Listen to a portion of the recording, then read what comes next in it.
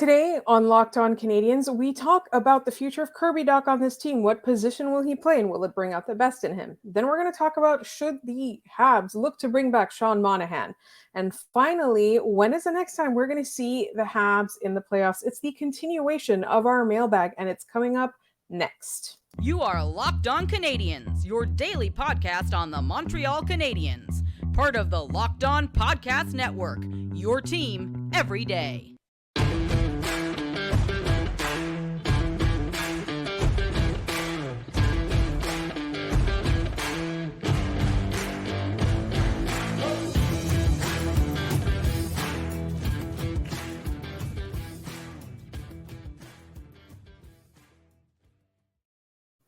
Hi there, everyone, and welcome to episode 865. We thank you for making us your first listen of the day. Every day, we are free and available wherever you get your podcasts, as well as on YouTube, part of the Locked On Podcast Network, your team every day. My name is Laura Saba, also known as the Active Stick, and I'm joined, as always, by the wonderful Scott Matla, who I can tell right now is talking to Maple the dog. Scott, how are you doing on this fine... Well, now you can see, if you're watching on YouTube, you can see like a corner of Maple's face. Hi, Maple.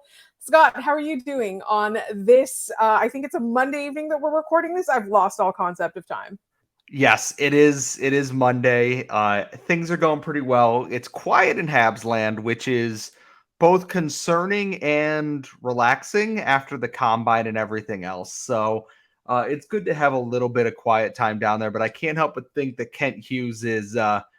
the man's brewing up something at some point here. It's been just quiet enough that I think he's got something for hopefully tomorrow's episode. That's what we hope. And for those of you who missed yesterday's episode, the Monday episode, it was all Scott's news and notes from the NHL Combine in Buffalo, where he was there in person. So please take a listen. You can also check out his Twitter feed at Scott Matla for some pictures and sound bites from the Combine. But today we're going to talk about, well, we had so many mailbag questions last week that we're just going to continue them this week until they finish, because you guys brought up so many great topics.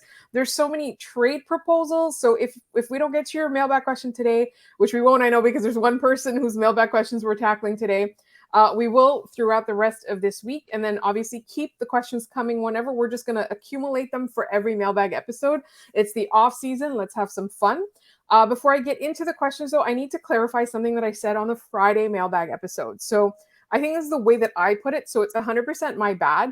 But a lot of people understood from what I said that I thought that Slavkovsky is a bust. And that's not at all what I'm saying. What I meant was that the shine and the hype that was present when the Canadiens drafted him is no longer present a year later. But that doesn't mean that the potential isn't there. So whatever way that I phrased it was incorrect, because everybody thought that I was, crapping on the kid. I'm not. I promise you I'm not.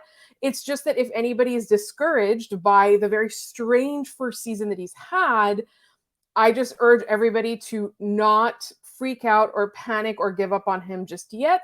And to have a little bit of patience, because the Canadiens have a ton of patience. So if anybody understood that I thought that I was disappointed in him or that I thought it was a bust or anything like that, I'm sorry for the way that I phrased it. So, but thank you to everybody who weighed in on that.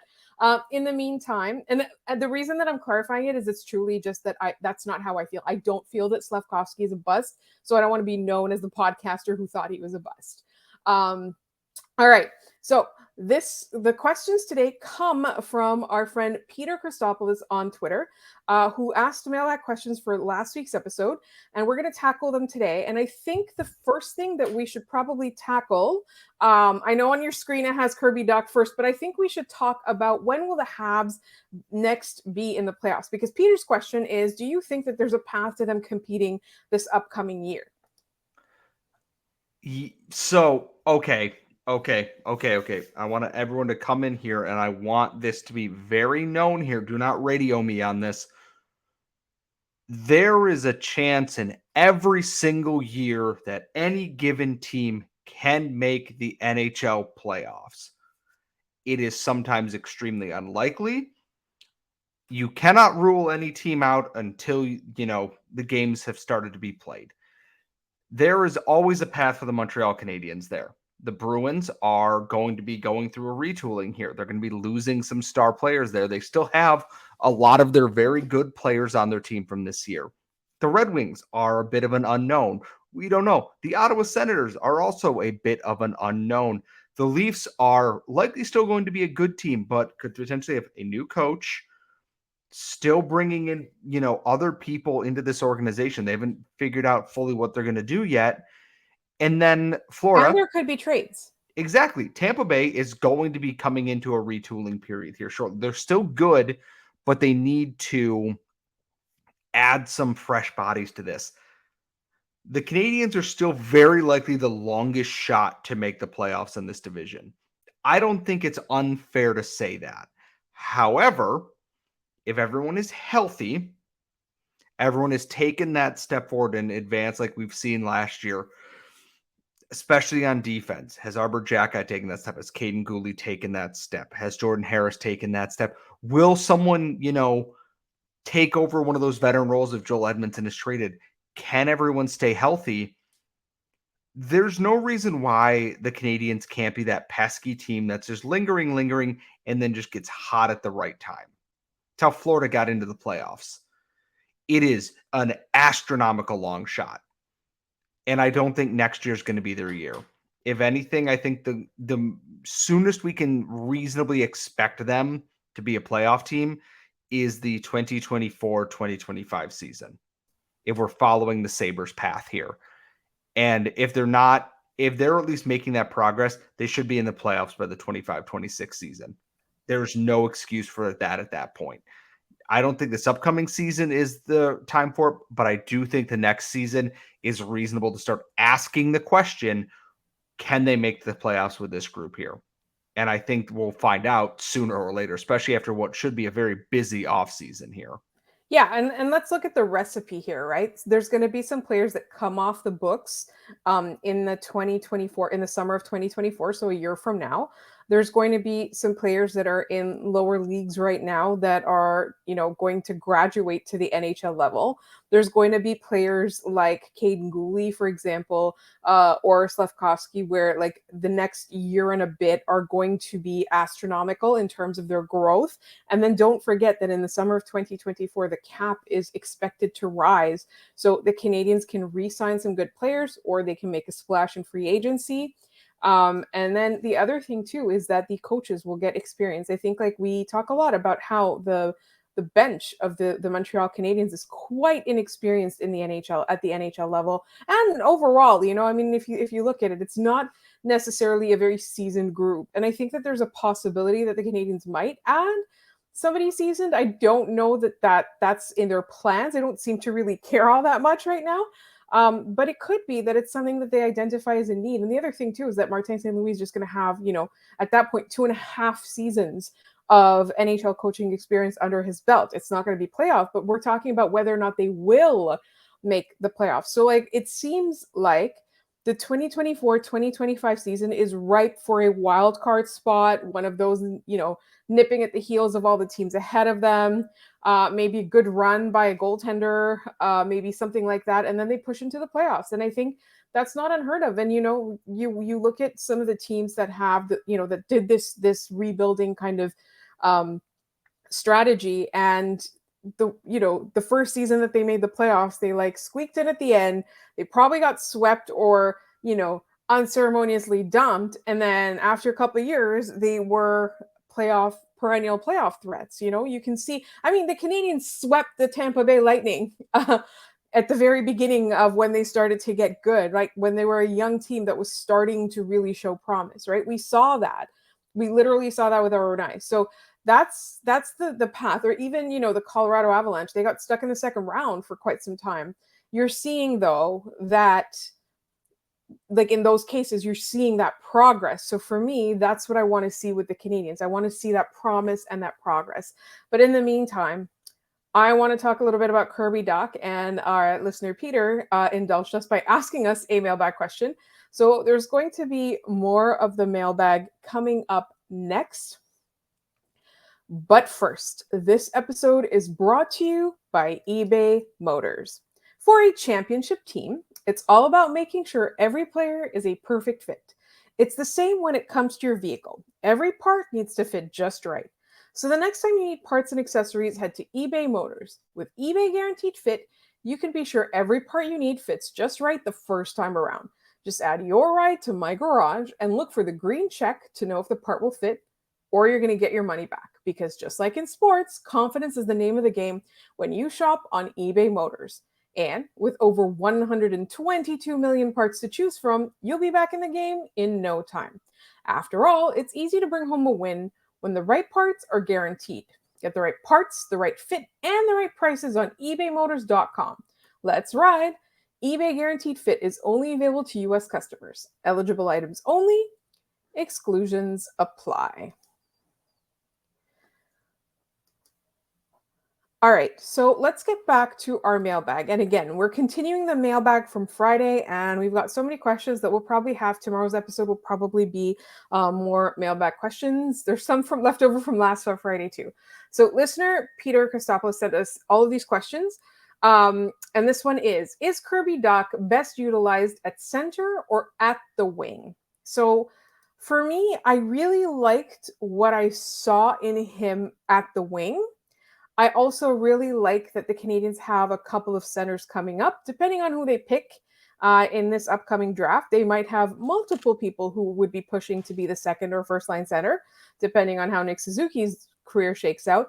I still think that they should keep him at center until they no longer need him at center, or until his development is optimized at center. The reason is it's harder to play center, and I think that when you have the luxury of putting Kirby Dach on your wing alongside Nick Suzuki and Cole Caulfield, and you can do that every night, that's fantastic. But I still want to see him develop fully into the potential that he showed when he was drafted as a center. The biggest thing for me when people ask, where do you play Kirby Dach at? Where do you play Kirby Dach at? Where do you play Kirby Dach at? Is, are you bringing in another center next year? And we've talked about this with Pierre-Luc Dubois, that if you're bringing in Dubois, who is a top 6 center, are you going to play Kirby Dach third line minutes? Probably not. And I look at this and go, I think as the Canadiens are constructed right now, Nick Suzuki is your 1A, Kirby Dach is your 1B, Christian Dvorak, or as we will discuss later on, Sean Monahan can be your 3C and Jake Evans is your 4C. And Jake Evans is kind of a luxury at that spot, and he's done well in that role. It's the only way that I am shifting Dach to the wing is if let's say Owen Beck comes in and just absolutely lights it up as an NHL center as he's growing. Okay, maybe you give him Dach as support there. At the same time, there's not an immediate rush to throw these kids into that role. And depending on what they do at the draft here, if they take Will Smith, he is the center, and they are going to have him there. That's probably a year, maybe 2 years at college, then he's there, right around the time Dach's contract comes up. You make that choice then. Do you bring him back as a winger and pay him winger money or not? I see him as the projectable center on this team right now because Beck isn't a sure bet. Meshar is, likely going to be a winger at the next level here. And the Canadiens kind of lack a true elite center in their organization right now, which they could fix that in this draft potentially. That could be Leo Carlsson falling for whatever reason. That could be a Will Smith. That could be, and I know people are going to roll their eyes and throw a fit, Dalibor Dvorsky in that situation. The possibilities are there.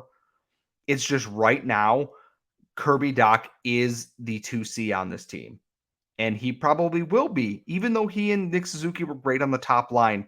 Them being able to spread that wealth and knowing that Kirby Dach can lead his own line away from Nick Suzuki and Cole Caulfield helps Martin St. Louis take that pressure off of Nick Suzuki and Cole Caulfield and starts making this team look a little bit more competitive, more than just a one-line team.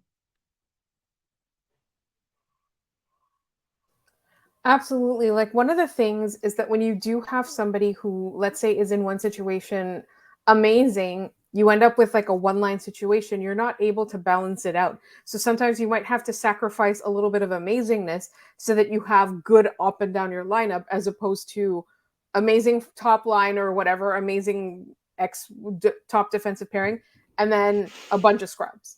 Like, you really don't want that.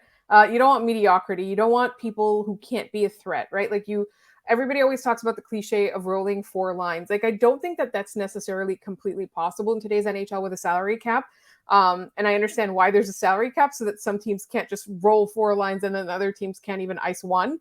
But I think it really depends on, like, for me, it's creating balance, but you have to have players that are good enough that your balance isn't sacrificing too much offense or too much creativity or too much speed, too much skill, too much size, whatever. You want balance up and down the lineup. You also want balance up and down, like, their defensive pairings, like that to me. But I know we're talking about Dach right now and whether or not there's going to be another center pulled in or not. But I really do think that creating depth for yourself is probably the best way. Like, I feel like you kind of have to look at, where does he perform the best, and then where is he needed the most? And that answer to that question might not be the same thing. He might perform best in one position, but he's most needed in the other one. And I do see a possibility that, like, like, you could have the luxury of, let's say he's your second line center or something like that. Let's say you have like three really good centers, up and down your lineup. And then it comes time to playoffs, and then the opponent is able to shut down one of those centers or one of those lines. You just switch things up and you move Kirby Dach up to the top line or whatever it is. Like, I think the luxury of having that far outweighs like the question of where should they put him. Yeah, and the biggest thing is, and I continue to struggle with this a little bit, is I don't want this team to be hoping and praying the prospects are they're going to be the saving grace here. It is fantastic if Beck and Kidney and even Sean Farrell, who is listed as a center, or someone like a Jared Davidson and Xavier Seamano makes that jump. You cannot bank on that, though. You can bank on right now, you do have 4 NHL centers on this roster of varying degrees. You have Suzuki and Dach, who can carry a top 6 line. You have Dvorak, who is kind of lost in the shuffle, and you have Jake Evans, who is a fine bottom 6 pivot. You don't have to rush it because, like we talked about, they shouldn't be trying to push for the playoffs next season. Take that next step, and then you start going for it. Then you add the body in there. Maybe they do something in free agency. I don't know. I still think Christian Dvorak's going to get traded here, and it's like you said, it's good to have in your back pocket that they can have. This line's not doing well. We can switch this and make this work here. Too many teams we've seen. What happens if, the usual scoring line is struggling to get home? It happens with Toronto in the playoffs all the time. Matthews gets focused on it. Marner gets focused on whatever, and it struggles to create the offense outside of that. Montreal, Toronto is a very strong team. You want to be able to avoid some of the pitfalls that have sunk some of their campaigns here. And I think that that's what they're looking to do, is to become a really strong, just top to bottom team here. And I'm okay with them, keeping Dach as the 2C and figuring out the next steps as they go here. You are not in an immediate rush to have an answer to this question. Exactly. You can take your time to figure it out, and you can play around with your lineup. You're going to have some room. You're going to be able to trade some people away, particularly in the upcoming, 2 seasons. So I think there's a lot of time. But in the meantime, there's a couple more questions that Peter had for us. One was, which free agents should the Canadiens target this summer? And then finally, what should the Canadiens do with Monahan? Speaking of free agents. And that's all coming up in just one moment here on Locked On Canadiens. All right, Scott, let's talk about this. 2 questions in one. What should the Canadiens do with Sean Monahan? And whether or not it's Sean Monahan, which free agents should the Canadiens target this offseason, if any? My biggest thing is I'm okay with Sean Monahan coming back.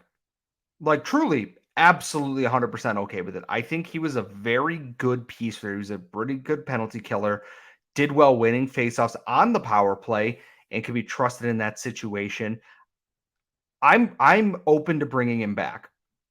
whether it be 1 year or 2 years, you bring the money down because obviously at this point, and then you trade them when you're ready to.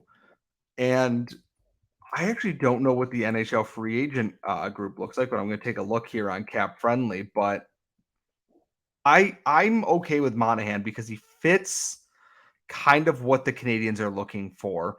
And if I sort this out by center on Sport Track here, Jonathan Toews, no. Ryan O'Reilly likely going back to St. Louis. Sean Monahan's right there. He's also one of the younger options. Jordan Stahl's 35, Patrice Bergeron's 37, Alex Killorn, which actually, Alex Killorn would be an interesting one too, but he's coming off a 64-point season, apparently, and just got paid $4.4 million.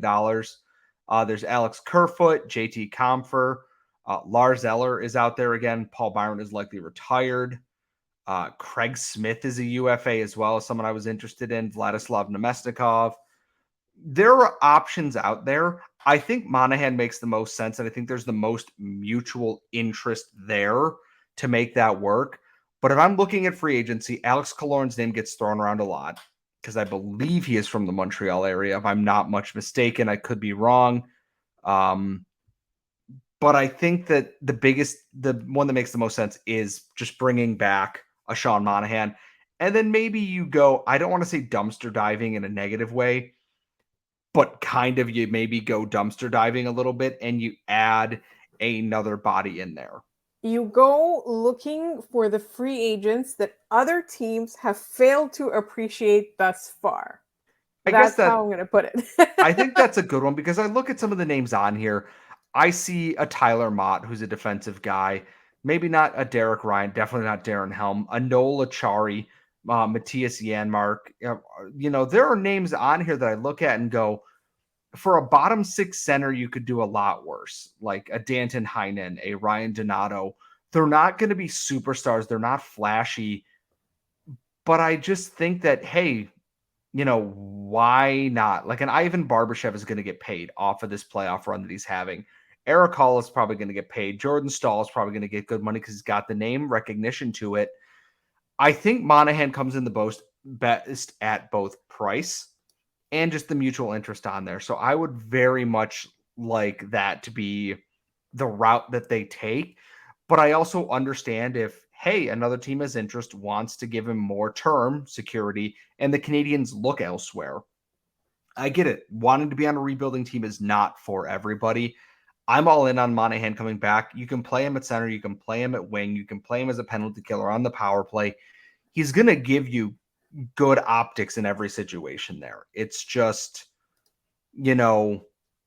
how much is that going to cost? But I don't think it's going to be expensive. I think it is the right fit right now. And then Ken Hughes, if it's great, going well, you flip him at the trade deadline and you recoup assets for the 2024 draft, which I think was going to be the plan anyways before he got injured this year. I think that's exactly it. It's just like, it's so unfortunate about the injuries, but he was just so good. And actually, in the mailbag, we tackled a question from Randy saying, like, which recent player would you want to join development? Why not Sean Monahan if he can't play? I just really, really like him. I think it's just one of those things where I also believe that the Canadians do like him. It's just worth it if the price tag isn't too high. I really do think that if the price tag is economical enough, you can't say no. Like, you really can't. That's the biggest thing is like you can't say no. If he comes in and says, I'll take 2.1 per season for a year, maybe two, or you do like 1.5 with like a bonus added in there for like games played or something like that. There's no problem with that. You're not meant to be content. They're not asking Sean Monahan to be the Sean Monahan that was drafted by the Calgary Flames. They're asking him, hey, come in, help take the load off of Suzuki and Dach, maybe a little bit off of Jake Evans here, and then kind of be that mentor to some of these younger guys that are going to be coming in, whether that be Joshua Watt and Riley Kidney playing games this year, or Owen Beck coming in if he's signed for 2 years, being that mentor there. I think that it's just a really good fit for where this team is at, not only vibes-wise, development-wise, and I think Monahan has had the right attitude. It seems like, and I keep saying this, mutual interest. and we've talked about this before because PLD wanted to come to Montreal. Montreal wanted PLD, and here we are again without PLD. But that's, a different story. I think this makes too much sense to not happen. I think they're going to wait for July 1st, and then I wouldn't be shocked if he's one of the first deals that they have done. Potentially Montembeault as well, an extension for that. Because I think it's just a really good fit across the board there, and then they can give him his chance to go try and win a cup with the team at the deadline. And Ken Hughes has shown he doesn't have a problem doing that at all. So it just all makes too much sense to me, Monahan. There are other names out there. I just worry about what the cost will be on that. And can you bring that person in knowing that you are a rebuilding team next year? You will not contend next year unless everything goes right. Can you sell that to a team, a player who hasn't been here before? Right. That's exactly it, is that you kind of have to sell the player on it so that the price tag comes in at what you want, which honestly, I find that sometimes that's the biggest challenge. Is the player wants to play here. They want to play for Marty, let's say. They want to play with certain players here. They like what's, like I feel like in Carey Price's time, maybe that would have attracted free agents as well. Like I want to play in front of Carey Price, like that kind of thing. And then they can't make the price tag work because you can't sell them on that vision. So for me, I think that's the biggest thing too. So we didn't have a definitive answer other than yes, the Canadiens should at least open talks with Monahan and see what's there. And honestly, I really hope that he doesn't get injured again, because I feel like he's had honestly more injuries than he's had months played in the NHL at this point. In the meantime, thank you so much, Peter Christopoulos, for all these questions on Twitter. They were fantastic, and we really, really do appreciate the soundboard. There are tons of trade proposals sitting in our inbox, sitting in our DMs. There's tons of other questions sitting in our comments, in our replies, and in our DMs. Also, our emails. So if we didn't get to your question today, we're probably going to get to it tomorrow, and if not, we're gonna have to wait to Friday because on Thursday we've got a surprise for all of you. And we also, you know what, Scott, we have a Friday morning episode, and then we have a Friday evening live special for all of our listeners. That is a bonus, and we're really, really close to announcing who it is. We know you're gonna love it. You've loved it before. We've done it before, and it's gonna be really, really fun and exciting. So we hope you join us on Friday night. In the meantime, to find out, when, where, all the details, to get the link, make sure you're subscribed to this podcast wherever you get your podcasts, as well as on YouTube. Make sure you're following us on Twitter at LO_Canadiens. You can find Scott on Twitter at Scott Matla. You can find me at The Active Stick. Email us whenever you want, whatever trade proposals, as spicy as they are or as tame as they are, at lockedoncanadiens@gmail.com. We absolutely love hearing them. And always, always make sure you come back because we have lots more fun content planned for you tomorrow.